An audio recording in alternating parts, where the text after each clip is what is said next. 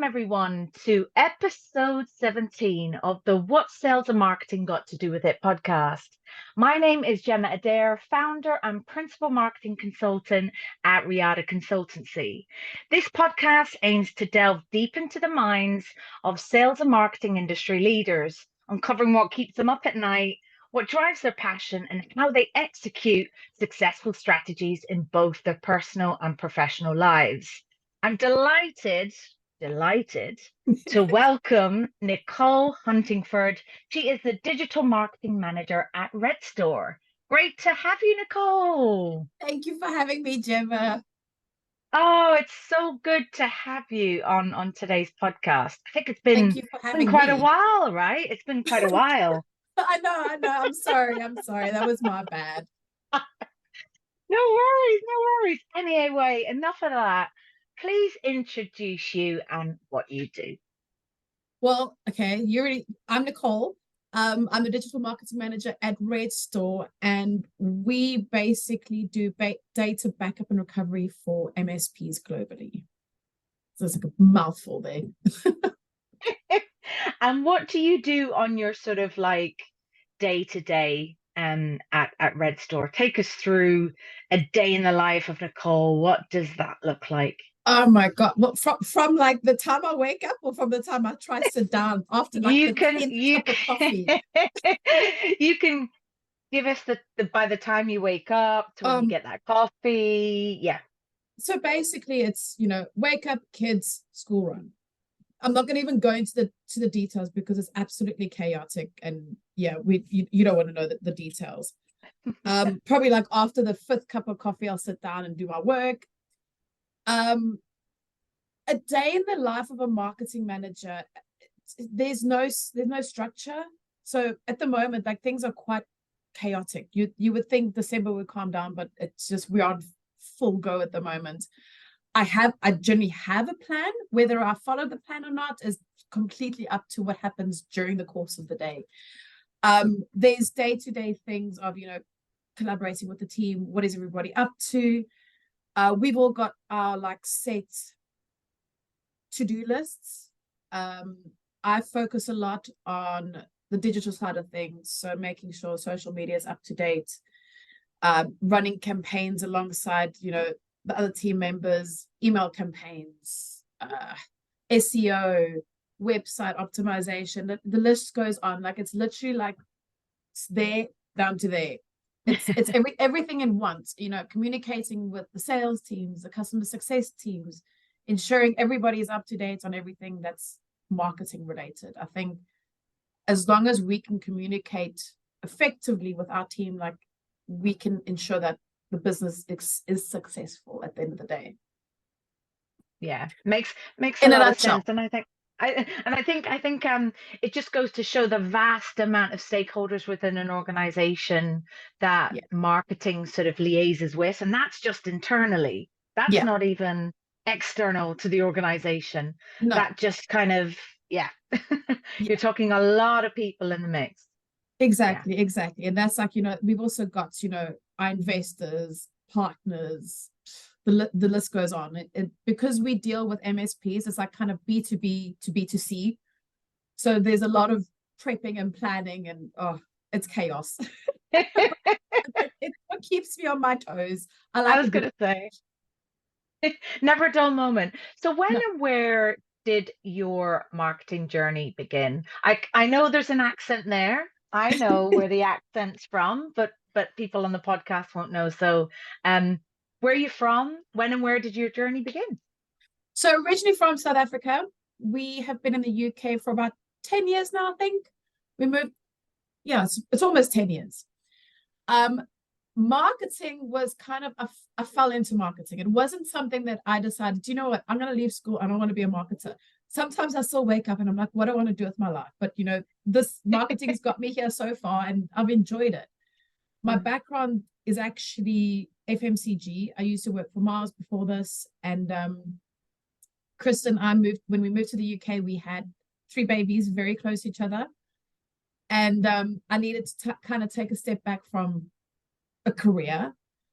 And I loved it while it lasted, but I also said to him, I'm like, my brain is dead. I need to keep it engaged. I need to do something with my life. I can't just sit at home and do toddler groups and mommy and me groups. Like it gets to the point where you're just like, no, I'm done.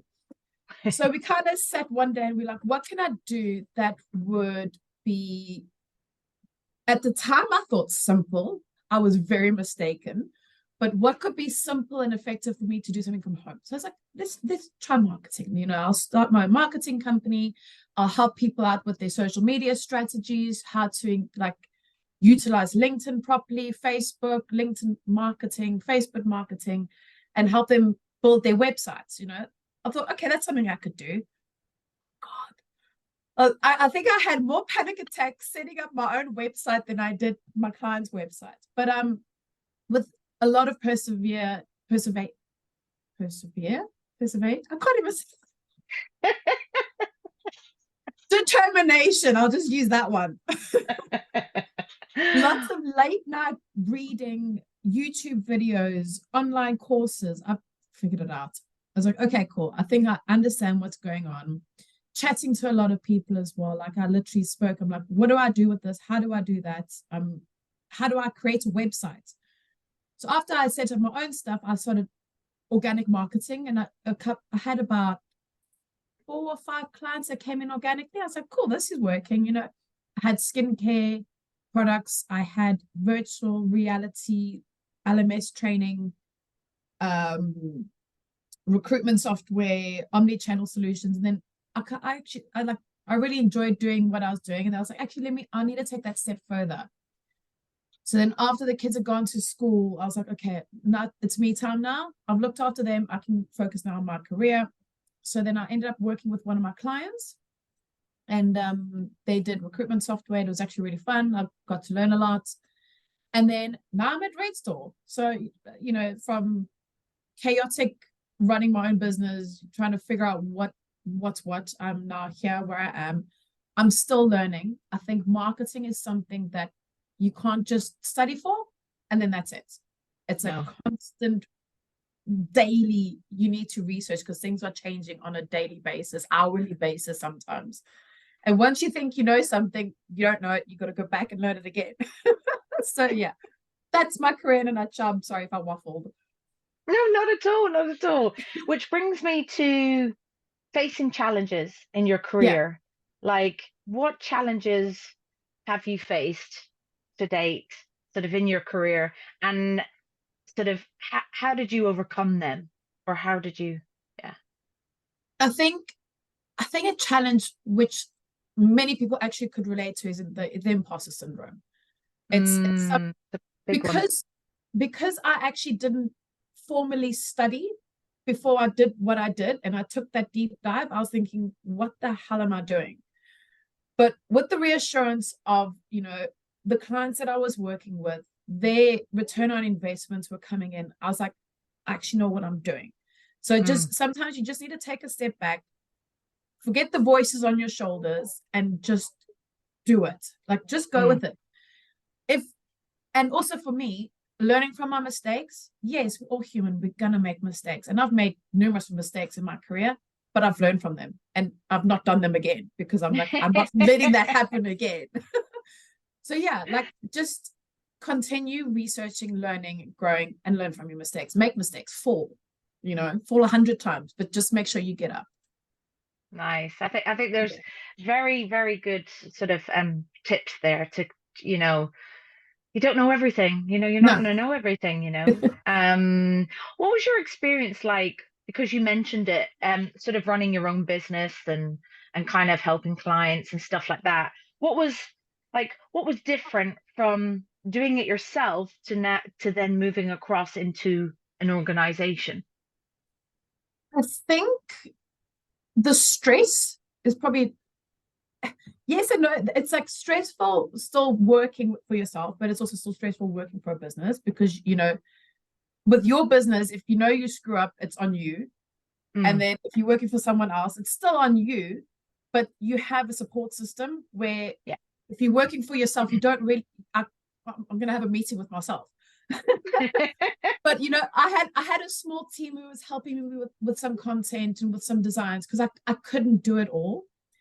But probably the one difference is having that community. So now that I'm working for Redstor, there's a community of us.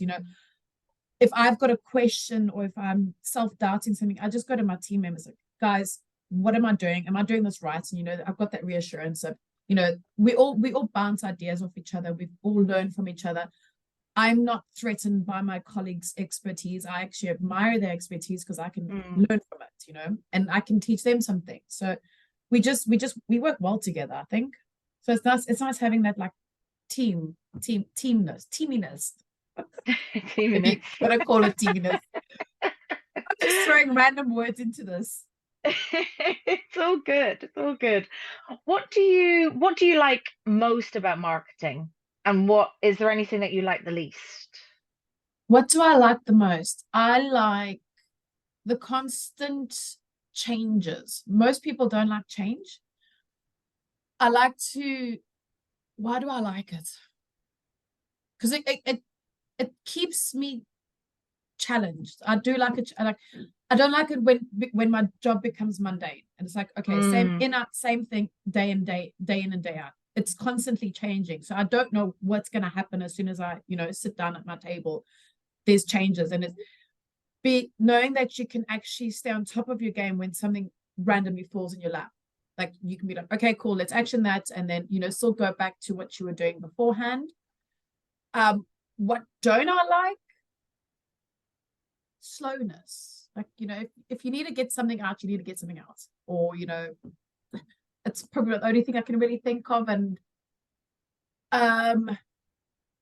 when things become a bit like too boring, like I can't really explain it, but if it's like, I think, like I said before, if it's same thing day in and day out, it's just like, no. I like to be stimulated. I like challenges. So yeah. Nice. Is there something that on your day to day which you kind of like don't like the least? Some people have more of a flair, like a creative flair, let's say. Some marketers like delving into the data and doing some analysis and kind of some people SEO, they're on the website, they're optimizing content and putting sort of updating meta titles in the back end. And is there anything that you like the least, or is it cleaning data an area? Yeah. Like I think data is like the thing that every organization thinks that they got under control, but until you actually dive down into it, I don't think there's one business that I can actually name off the top of my head that has got their data 100% correct. I actually started writing a blog on data because like what people don't understand is that if the data is not correct, we end up sending emails to the wrong people at the wrong time because the data is not correct. And it's a due diligence thing of just we need to make sure that every single person or organization understands why it's important to have updated data, to go through their contact records, to go through their accounts and make sure that people are still working there, that they were speaking to a couple of months ago, because the data is clean and the data is up to date. We've got proper ABM marketing strategies in place, and we know that then we can put those customers on that journey and send them to have those right triggers in place as well. So data cleaning, I hate it, but I know it's important. Like it's one of those things where it's just like, search there and search there, but it's I don't like to do it, but I know it's important to do it. Whereas when I do data, I just love when it just looks all clean and the right fields are there, the right information's in the right fields. And I think I think with data you can get huge data sets, of data that you're trying to, and that's the thing. It's kind of like the governance in place for when people upload data into the system versus exporting data out to the system, that kind of thing. Absolutely.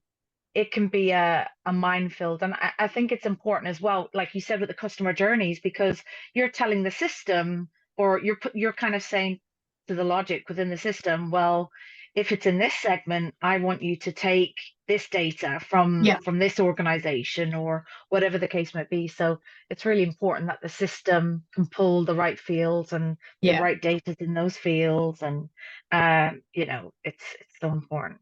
Yeah. No, Yeah. absolutely. And also ensuring that, your systems talk to each other, because siloed data is the worst thing ever. Yes. I It's can't, like, so oh, I can't. the whole integrate, yeah, and that's why integration's so important. Absolutely. It's siloed data, siloed teams, siloed data, it just doesn't work. Yeah, it No. just doesn't work. Yeah. From your experience, what are the misconceptions do you think people have about marketing? We're just the coloring in department.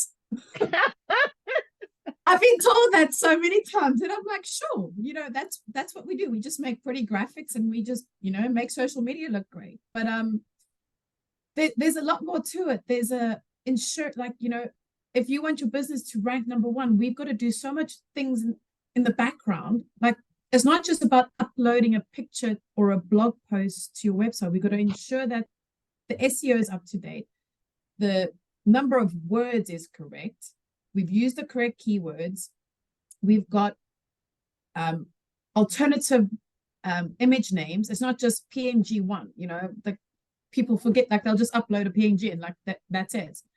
So there's a lot more that goes into it. Yes, we do create pretty graphics, but there's also thought behind it. It's not like we're just gonna create a random robot surfing, I don't know, a T-Rex.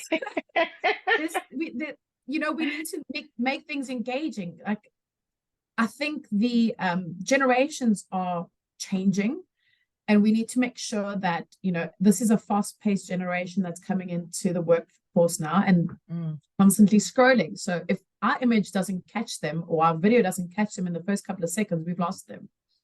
Same with our content, like, we've lost them. So we've got to make sure that we're speaking to the right audience at the right time and ensuring everything is up to date all the time. Definitely. I think no, that's definitely important. Sales and marketing alignment. I'm a firm believer in sales and marketing alignment. What are your thoughts? It's a love-hate relationship. I think the teams need to work well together, because if we don't, so the way I see it is that sales are the ones speaking to the customers, potential customers. Sales are the ones getting feedback from those leads.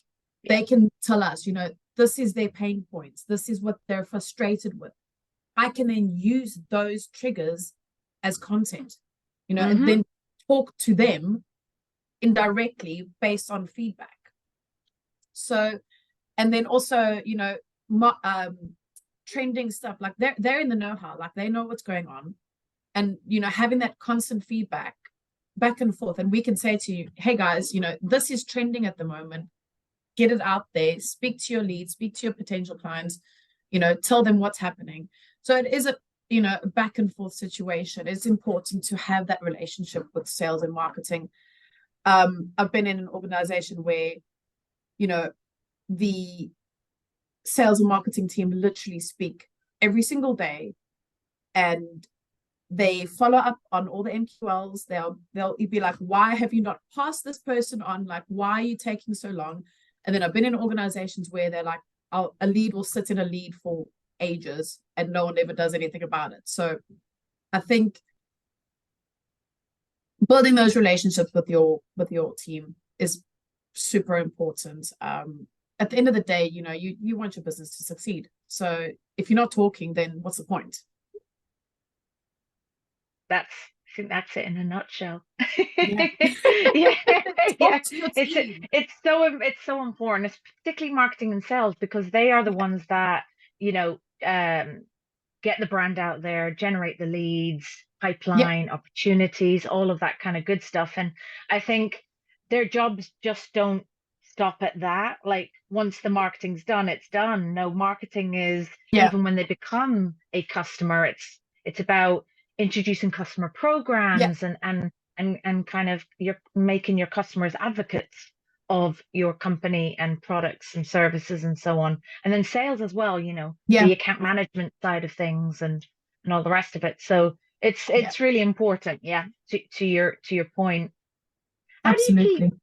how do you keep or stay abreast of what's happening in the market?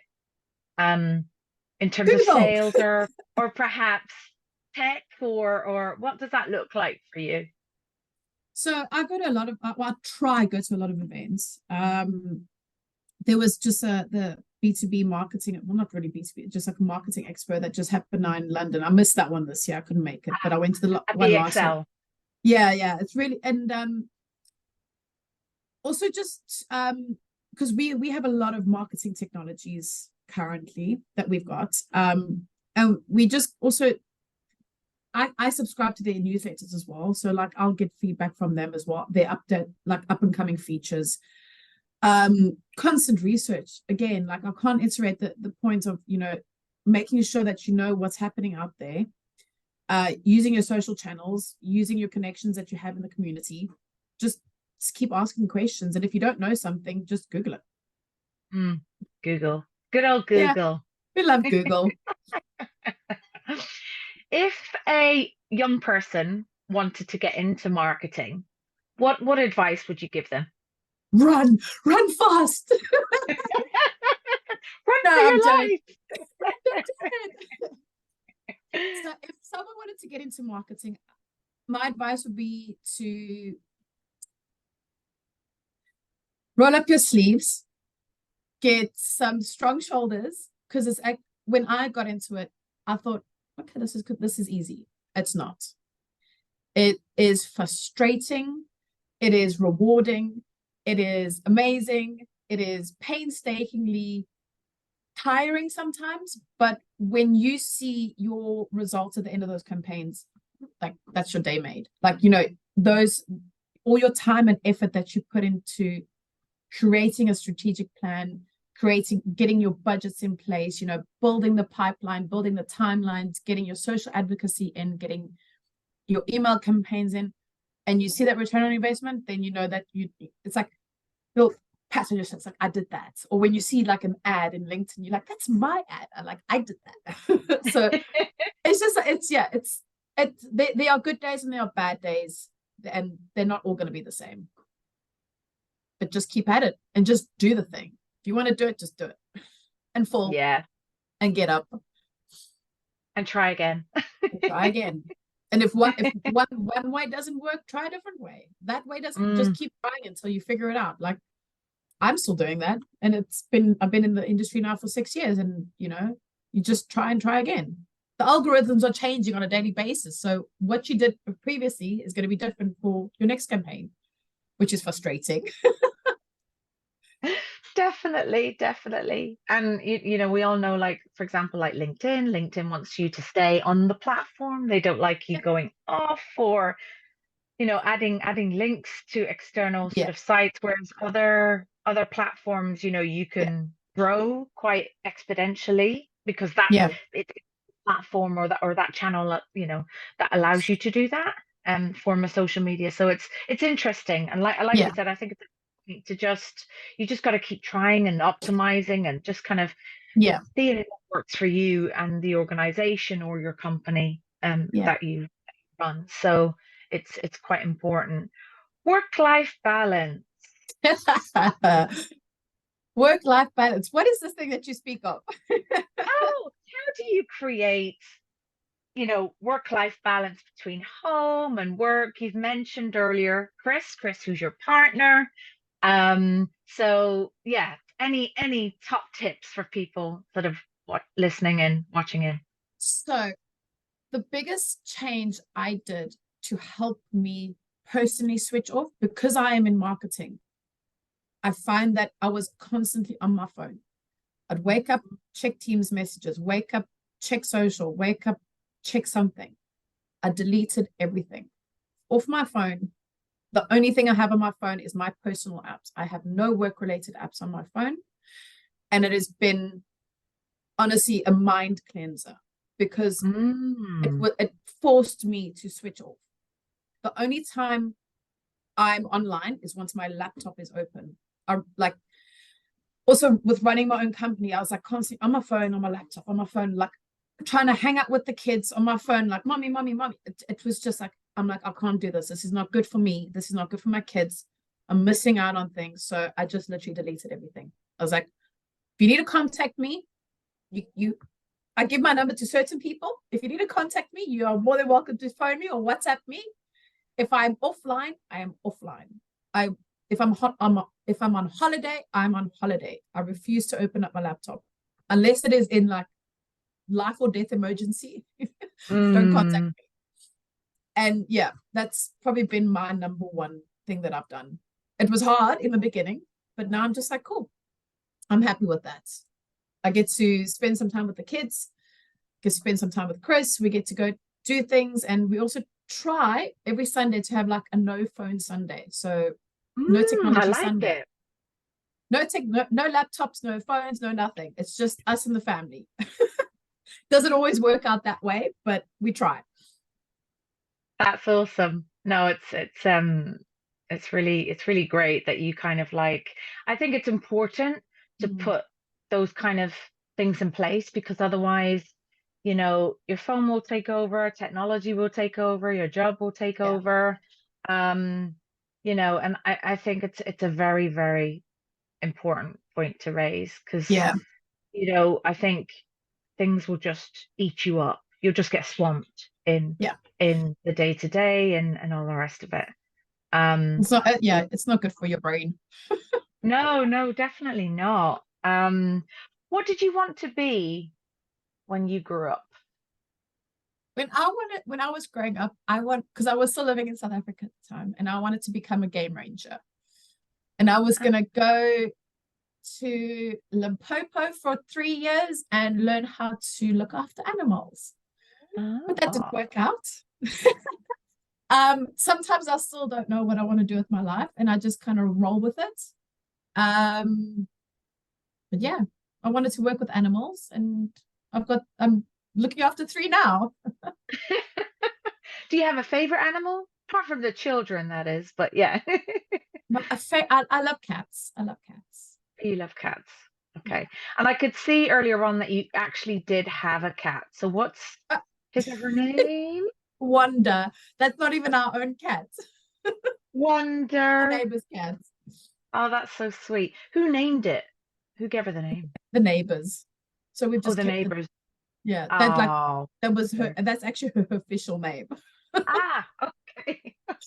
Oh, nice one. And how long have you had her? Um, Couple of months, I think. Oh, that's so sweet. Yeah, she's lovely. She's lovely. Oh. Any other pets? Fishes? Hamsters? We had some fish, but they died. Oh, Um, okay. they were in Chris's office, and his office got too cold, and they just didn't like the cold weather. So my child, I was Oh, busy getting the twins dressed, and my eldest came running, and she's like, "Mommy, the fishes are dead." I'm like, "Oh my oh god!" no. So we buried them Oh, though. oh, that's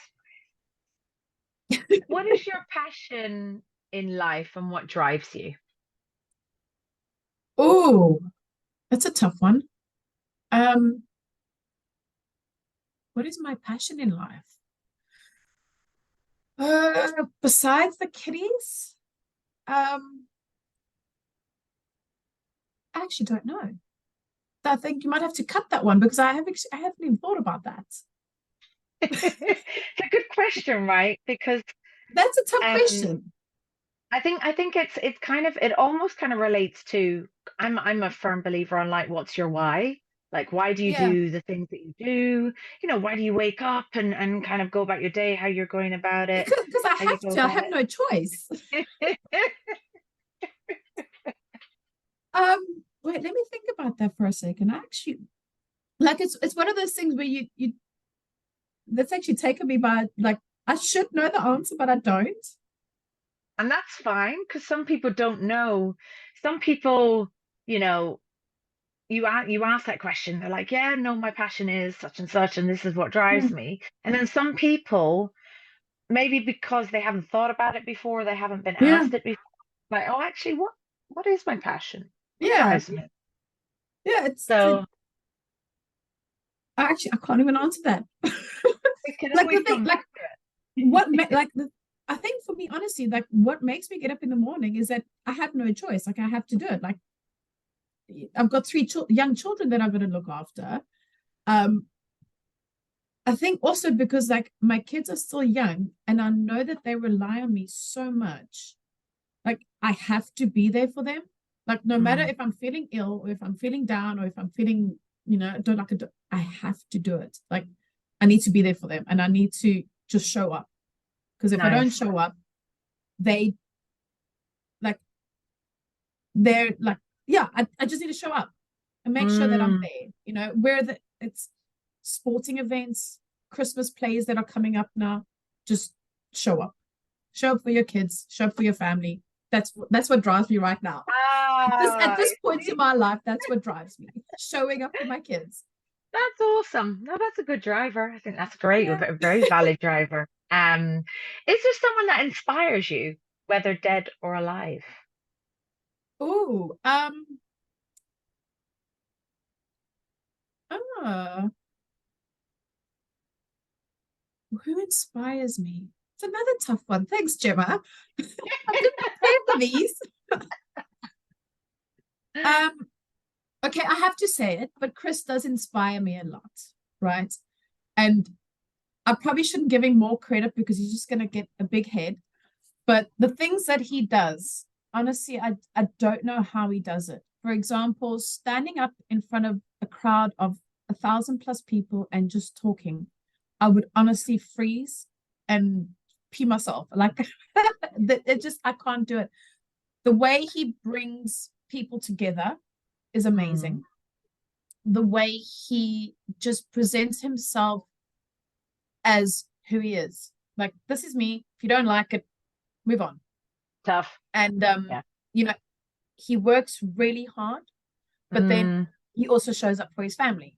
So, and then he's still studying rocks and stars on the side. Like Yeah, that's right. he's a bad man. Like I'm Yeah. I'm I'm busy doing my Power Platform Power Up.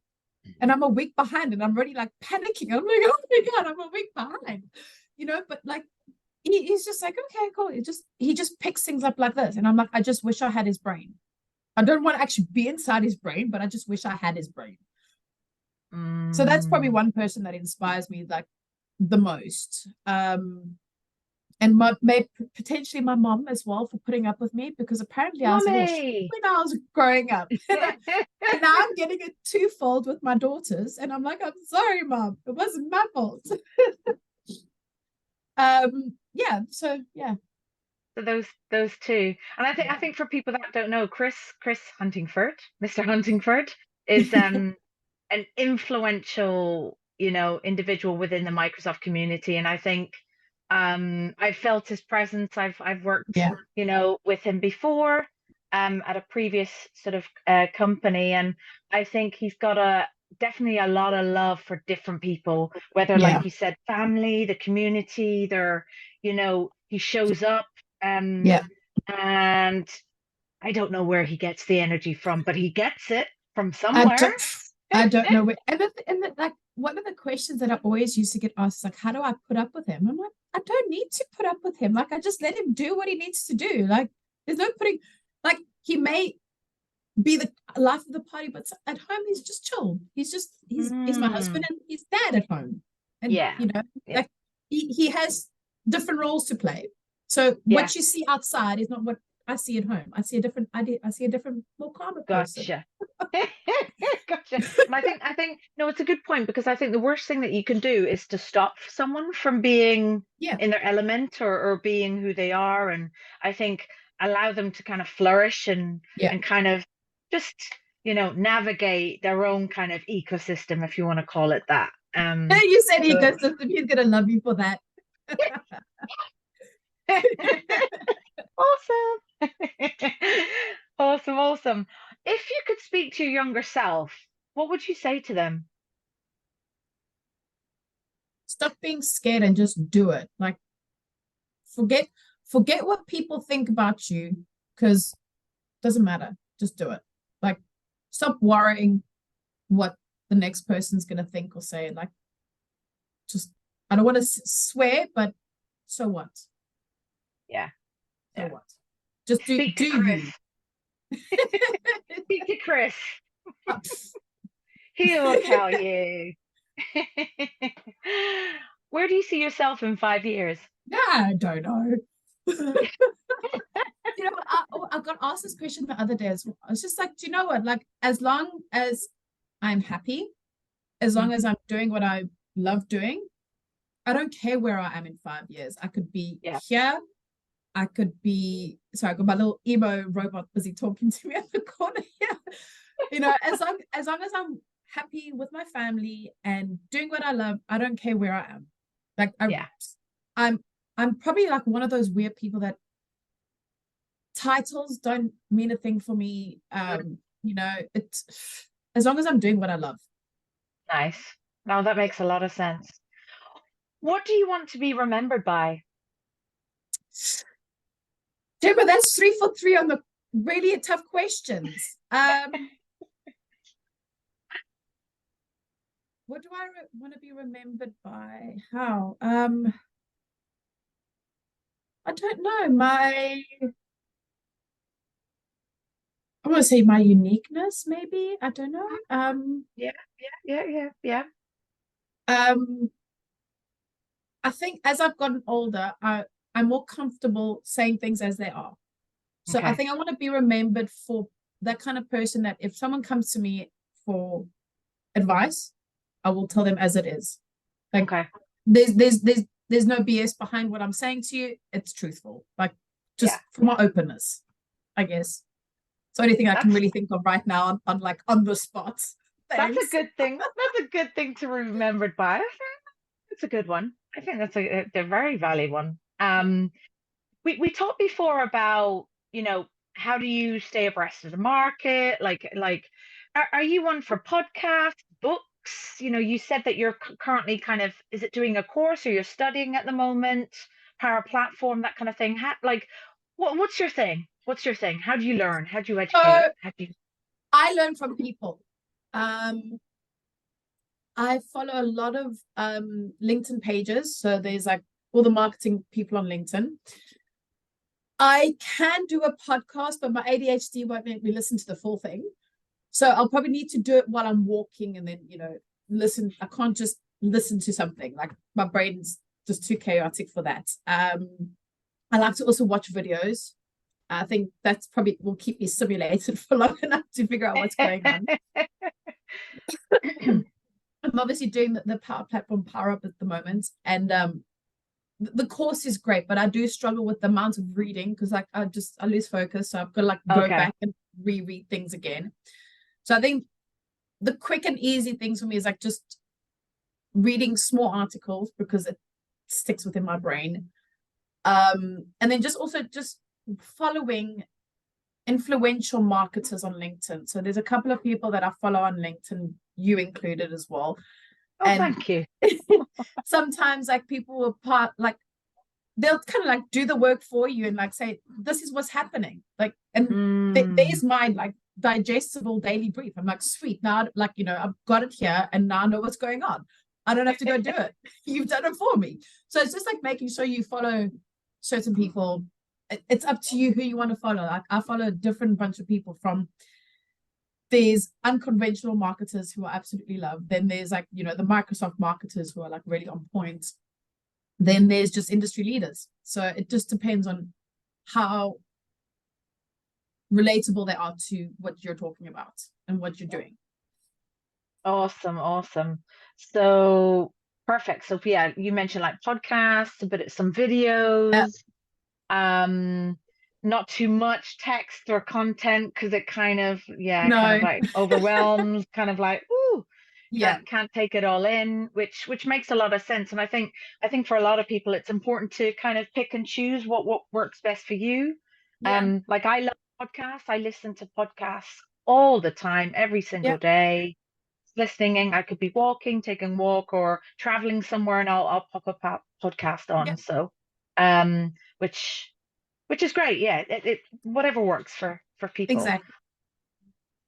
Just a few more questions, but one I love to ask people is if you had a chance to be a superhero or have superpowers, what would that be and why? I would probably choose. I'll go with the Latin, having superpowers, and that would be I've forgotten the word. When you travel from different places, when you can travel from different places. I've actually forgotten the word. Is it? No, it's not telepathic.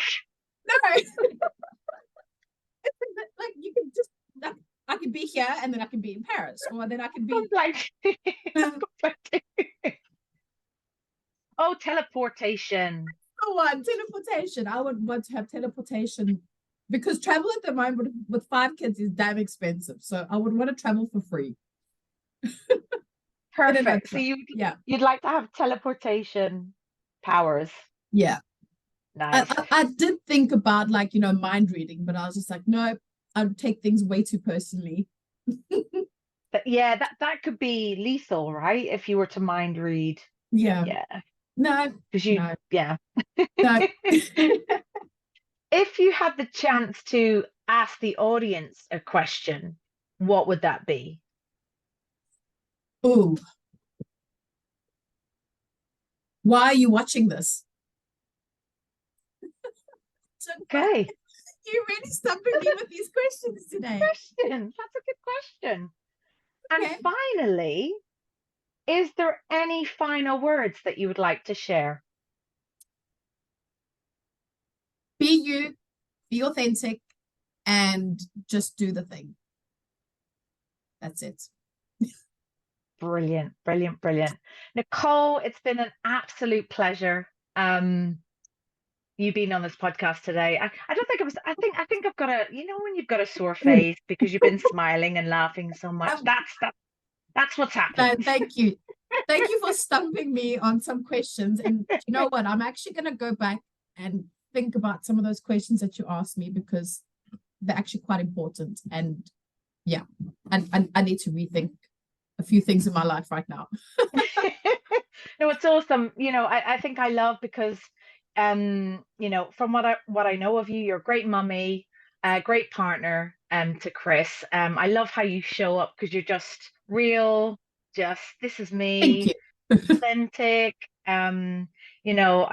We could probably laugh all day about I'm open marketing to that. and about marketing and God knows whatever else. So but no, I really appreciate you and keep up all the great work that you're doing with Thank you very Redstor. much. Thank And you. have a good day. You too. Take care.